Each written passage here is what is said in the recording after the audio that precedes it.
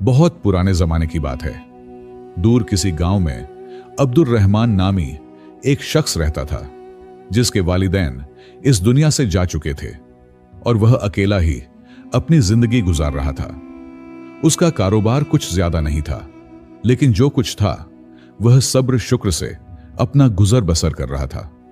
उसकी गांव के बाजार में इत्र की एक दुकान थी, जहां सुबह से शाम तक वह दुकानदारी करता और जो कुछ कमाता आधे से अपना गुजारा करता और आधा अल्लाह के रास्ते में सदका कर देता। अब्दुल रहमान का एक दोस्त था, नौफल, जो उसका सबसे करीबी और मुखलिस दोस्त था।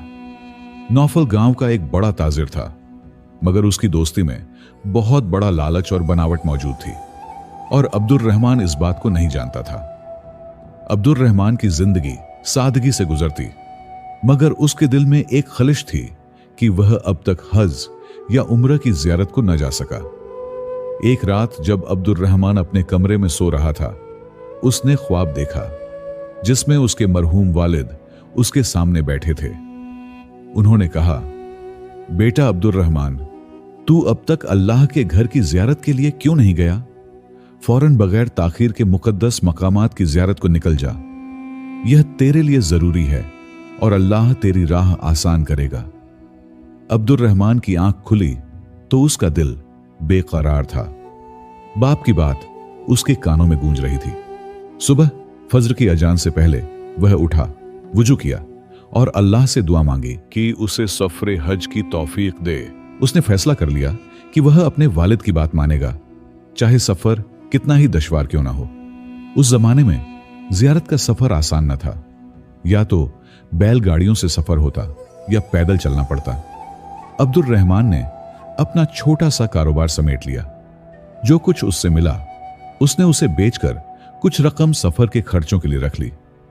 बाकी 1000 सोने के दीनार बचे, जो उसकी जिंदगी की जमा पूंजी थी।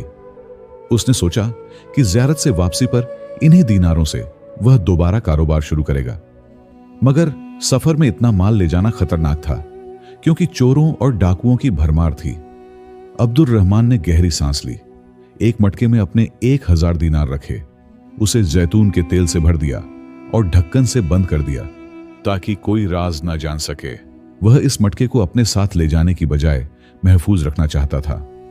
उसने दिल में सोचा कि उसकी अमानत के लिए नौफल से बेहतर कोई नहीं। अब्दुल रहमान मटका लेकर नौफल के गोदाम पर पहुंचा। नौफल ने उसे देखकर मुस्कुराहट से इस्तकबाल किया। अब्दुल रहमान ने कहा, भाई नौफल, मैं मुकद्दस मकामात की जियारत को जा रहा हूं। यह जैतून के तेल का मटका है, इसे अपने पास रख लो। उसने जानबूझकर दीनारों का जिक्र न किया, क्योंकि राजदारी उसकी आदत थी। नौफल ने अपने गोदाम की चाबी दी और कहा, जहां चाहो रख दो और जब वापस आओ तो ले लेना। उसने मटके की तरफ देखा तक नहीं, क्योंकि उसे अपने दोस्त पर पूरा भरोसा था। अब्दुल रहमान ने मटका गोदाम में रखा, दिल में दुआ की कि अल्लाह उसकी अमानत की हिफाजत करे। उसके दिल में अज़्म था कि वह अल्लाह के घर की जियारत करेगा और उसकी रहमत उसे रहनुमाई देगी। अब्दुल रहमान जियारत के सफर पर निकल पड़ा। उसने ऊंटों पर सफर किया, कभी किसी सराय में कयाम किया तो कभी किसी मुसाफिर खाने में। जिस जगह पर भी वह रुकता, उसका दिल अल्लाह की रहमत से लबरेज रहता। वह हर जगह पर अल्लाह के लिए सदका करता। उसका दिल नेकी से भर गया, क्योंकि वह जानता था कि अल्लाह उसकी एक एक नेकी को देख रहा है। हर रात वह अल्लाह से दुआ मांगता कि उसका सफर मुकम्मल हो और वह अपने ख्वाब को पूरा करे। उसने कई लोगों से मुलाकातें की, जिनकी बातें उसके ईमान को और मजबूत करती। एक बुजुर्ग से मुलाकात हुई, जिसने उससे कहा, ए अब्दुल रहमान, जियारत दिल की पाकीज़गी से होती है। अपने दिल को साफ रखो, अल्लाह तेरी हर दुआ सुनेगा। अब्दुल रहमान ने इस नसीहत को दिल में बिठा लिया। इधर गांव में नौफल अपने कारोबार में मसरूफ था। उसका गोदाम माल से भरा था और उसकी बीवी, जो एक पारसा औरत थी, घर के कामों में मसरूफ रहती। एक दिन उसकी बीवी ने कहा, नौफल, कुछ दिनों से घर में जैतून का तेल इस्तेमाल नहीं हुआ, कल बाजार से तेल ले आना। नौफल को अब्दुल रहमान के मटके की याद आई। उसने कहा, अब्दुल रहमान ने जियारत से पहले गोदाम में जैतून के तेल का मटका रखा था।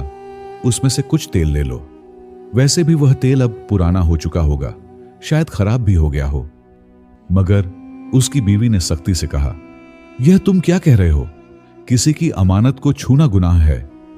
मुझे जैतून के तेल का कोई शौक नहीं कि उसके लिए तुम्हें ईमानदारी के खिलाफ काम करना पड़े। नौफल ने हंसते हुए कहा, तुम पागल हो गई हो क्या? अगर पूरे मटके में से एक प्याली तेल ले भी लें तो क्या फर्क पड़ेगा? अब्दुल रहमान को जियारत पर गए 3 साल हो चुके हैं। क्या मालूम वह वापस आएगा भी या नहीं। नौफल की बीवी ने पुख्ता लहजे में कहा, चाहे कुछ भी हो, तुम उसकी अमानत को हाथ न लगाना। वह किसी भी वक्त वापस आ सकता है। नौफल ने उस वक्त तो बीवी की बात मान ली, मगर उसके दिल में एक लालच बढ़ने लगा। वह सोचने लगा कि अब्दुल रहमान ने यह मटका इतनी एहतियात से क्यों रखवाया? क्या इस तेल में कोई राज है? उसके तजस्सुस की आग भड़क उठी। रात को जब गांव सो रहा था, वह चुपके से गोदाम गया। उसने लालटेन जलाई और मटके का ढक्कन खोला। तेल को एक बड़े बर्तन में उड़ेला तो उससे बदबू आ रही थी, जैसे वह खराब हो चुका हो। मगर अचानक मटके से सोने के दीनार गिरने लगे जो तेल में छिपे थे। नौफल की आंखें हैरत से फैल गईं। उसका दिल लालच से भर गया और उसने सोचा कि यह दौलत उसकी जिंदगी बदल सकती है। उसने रात की तारीकी में तेल को बाहर फेंक दिया जो बदबू से भरा था। सुबह उठकर वह बाजार गया, नया जैतून का तेल खरीदा और मटके को मुंह तक भर दिया। दीनार उसने अपने पास रख लिए और मटके को वापस गोदाम में रख दिया, जैसे कुछ हुआ ही ना हो। उसके दिल में एक चोट छिप गया, मगर उसने अपनी बीवी से भी यह राज छिपाया। वह सोचने लगा कि अब्दुल रहमान को क्या मालूम कि मटके में दीनार थे। वह तो बस तेल का मटका समझता है। नौफल ने अपने जमीर की आवाज दबा दी और अपनी खयानत को छिपाने का मंसूबा बनाया। इधर अब्दुल रहमान जियारत के सफर से वापस आया। कई माह के बाद उसके कदम अपने गांव की सरजमीन पर पड़े। उसका चेहरा जियारत की रोशनी से जगमगा रहा था, मगर उसका जिस्म सफर की थकावट से निढाल था। उसने अपना घर देखा जो अब भी वैसा ही तंग तारीख था। उसे फौरन अपने मटके की याद आई जिसमें उसकी जिंदगी की पूंजी छिपी थी। वह बगैर वक्त जाया किए नौफल के गोदाम के पास गया। उसने मुस्कुराते हुए कहा, भाई नौफल, मेरा जैतून के तेल का मटका वापस कर दो। नौफल ने लापरवाही से जवाब दिया, मैंने तो तेरा मटका देखा तक नहीं, तुमने खुद उसे गोदाम में रखा था। ये लो चाबी, जहां रखा था वहीं से ले लो। अब्दुल रहमान ने गोदाम से मटका लिया और घर वापस आया। उसने दिल में खुशी महसूस की कि उसकी अमानत महफूज है। घर पहुंचकर अब्दुल रहमान ने मटके का ढक्कन खोला और तेल को एक बर्तन में उंडेला। वह अपने दीनार तलाश करने लगा, मगर एक भी दीनार न मिला। उसका दिल धक से बैठ गया। वह हैरान और परेशान नौफल के पास वापस गया और कहा, भाई, इस मटके में 1000 सोने के दीनार थे, वह कहां गए? नौफल ने हैरत से कहा, कौन से दीनार? तूने तो कहा था कि यह जैतून का तेल है। अब्दुल रहमान ने रोते हुए कहा, मैं अल्लाह की कसम खाता हूं कि इस मटके में 1000 दीनार थे। अगर तूने वह अपनी जरूरत के लिए इस्तेमाल किए तो कोई बात नहीं, तू मान जा और कुछ दिन तक वापस कर देना। नौफल गुस्से से बोला, तुम कैसी बातें करते हो? मैंने तेरा मटका छुआ तक नहीं, तुमने खुद उसे गोदाम में रखा था। मुझे क्या मालूम इसमें दीनार थे या नहीं। जो तेरा था वह तुझे मिल गया, अब चले जाओ। अब्दुल रहमान ने बहुत मिन्नत की, अगर दीनार ना मिले तो मैं बर्बाद हो जाऊंगा, मेहरबानी कर दें भाई। मगर नौफल ने उसे बद्दियांत कहकर धक्के दिए। उनका झगड़ा सुनकर गांव वाले जमा हो गए। कुछ नौफल को सही समझ रहे थे क्योंकि वह एक मुअज्जज ताजिर था, कुछ अब्दुल रहमान के हक में थे क्योंकि उसकी आंखों में सच्चाई झलकती थी। शाम तक यह बात पूरे गांव में फैल गई। अब्दुल रहमान का दिल टूट चुका था क्योंकि उसका सबसे करीबी दोस्त उस पर झूठ का इल्जाम लगा रहा था। उसने फैसला किया कि वह अपना मुआमला गांव के काजी के सामने रखेगा। वह उसी शाम काजी के पास गया, अपना माजरा सुनाया और इंसाफ मांगा। काजी ने नौफल को भी तलब किया और दोनों के बयानात सुनने का फैसला किया। अब्दुर रहमान की आंखों में उम्मीद की एक किरण जाग उठी कि शायद अल्लाह उसे इंसाफ दिलाए। अब्दुर रहमान काजी की अदालत में हाजिर हुआ। उसने अपनी दास्तान सुना दी कि किस तरह उसने अपनी जिंदगी की पूंजी 1000 सोने के दीनार जैतून के तेल के मटके में छिपाए और नौफल के गोदाम में रखे।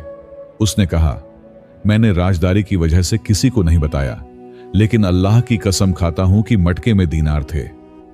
काजी ने नौफल की तरफ देखा और पूछा, तू क्या कहता है? नौफल ने कंधे उचकाते हुए कहा, मैं भी अल्लाह की कसम खाता हूं कि मैंने मटका छुआ तक नहीं। उसने खुद गोदाम में रखा था। मुझे क्या मालूम इसमें दीनार थे। उसने तो कहा कि यह जैतून का तेल है। काजी सोच में पड़ गया। उसने अब्दुर रहमान से मटका लाने को कहा।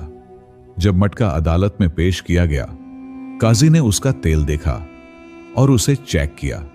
उसने कहा, यह तेल तो बिल्कुल ताजा लगता है। ज्यादा से ज्यादा 1 माह पुराना होगा। 3 साल पुराना तेल तो खराब हो जाता है और उससे बदबू आती है। काजी ने एक तेल के ताजिर को बुलाया, जिसने तस्दीक की कि तेल ताजा है। काजी ने नौफल से पूछा, अगर तूने मटका छुआ तक नहीं तो यह तेल कैसे बदला? नौफल के पास कोई जवाब न था। उसका चेहरा पीला पड़ गया। वह समझ गया कि उसकी चोरी पकड़ी गई। उसने काजी से माफी मांगते हुए कहा, मैं अपना जुर्म मानता हूं। मैंने दीनार निकाले थे और तेल बदल दिया था। मुझे लालच ने अंधा कर दिया था। काजी ने सख्त लहजे में कहा, तूने न सिर्फ चोरी की बल्कि अल्लाह की झूठी कसम भी खाई। यह दोहरा गुनाह है। उसने हुक्म दिया कि नौफल के घर से 1000 दीनार लेकर अब्दुर रहमान को वापस किए जाए। नौफल को 6 माह के लिए कैद खाने भेज दिया गया ताकि वह अपनी खयानत की सजा भुगते। अब्दुर रहमान ने अपने दीनार वापस पाकर अल्लाह का शुक्र अदा किया। उसने गांव वालों से कहा, मैं अपने दोस्त पर इल्जाम नहीं लगाना चाहता था, मगर इंसाफ की खातिर मुझे यह कदम उठाना पड़ा। अब्दुर रहमान अपने घर लौटा। उसके दिल में सुकून था कि अल्लाह ने उसे इंसाफ दिया। काफी वक्त गुजर गया। अब्दुर रहमान की शादी हो गई। उसके यहां एक बेटी फातिमा पैदा हुई, लेकिन उसकी बीवी बेटी की पैदाइश के साथ ही फौत हो गई। वहां नौफल के यहां एक बेटा पैदा हुआ जिसका नाम हारिस था। दोनों की औलादें जवान हो गईं। हारिस अब्दुर रहमान से अपने बाप का बदला लेना चाहता था। बदकिस्मती से अब्दुर रहमान के हालात खराब हो गए। उसने नौफल के बेटे से काफी कर्ज लिया। हारिस एक चालाक और बद्यांत जमींदार बन बैठा था, जो किसानों को कर्ज देकर ज्यादा सूद वसूल करता और उनकी जमीन हथियाने की कोशिश करता। अब्दुर रहमान उसके कर्ज के जाल में फंस चुका था। हारिस सूद पर सूद लगाता और अब्दुर रहमान उसके हिसाबात समझ न पाता। हारिस ने अब्दुर रहमान के घर आना शुरू किया और कर्ज वापस मांगने के लिए धमकियां देने लगा। उसकी नजर फातिमा की खूबसूरती पर पड़ी और उसने सोचा कि वह उससे शादी करेगा। उसने अब्दुर रहमान से कहा कि अगर वह फातिमा की शादी उससे कर दे तो उसका सारा कर्ज मुआफ कर दिया जाएगा। हारिस की बात सुनकर अब्दुर रहमान और फातिमा सहम गए। हारिस की बददियांती गांव में मशहूर थी। अब्दुर रहमान का दिल गम से भर गया, क्योंकि वह अपनी बेटी को इस बदमाश के हवाले नहीं करना चाहता था, मगर कर्ज की जंजीरें उसके गले में थीं और हारिस की धमकियां उसे खौफजदा कर रही थीं। फातिमा ने अपने वालिद को उदास देखा तो उसका दिल भी परेशान हुआ, मगर वह ज़हीन और बहादुर थी। उसने अपने वालिद से कहा, बाबा परेशान ना हो, अल्लाह हमारे लिए कोई राह निकालेगा। हारिस ने एक चाल सोची और कहा, अगर तुम फैसला नहीं कर सकते तो तकदीर को फैसला करने दो। उसने ऐलान किया कि वह 2 पत्थर उठाएगा, एक स्याह और एक सफेद, और उन्हें एक खाली थैले में डाल देगा। फातिमा को एक पत्थर उठाना होगा। अगर वह सियाह पत्थर उठाती है तो उसे हारिस से शादी करनी होगी और अब्दुर रहमान का कर्ज मुआफ हो जाएगा।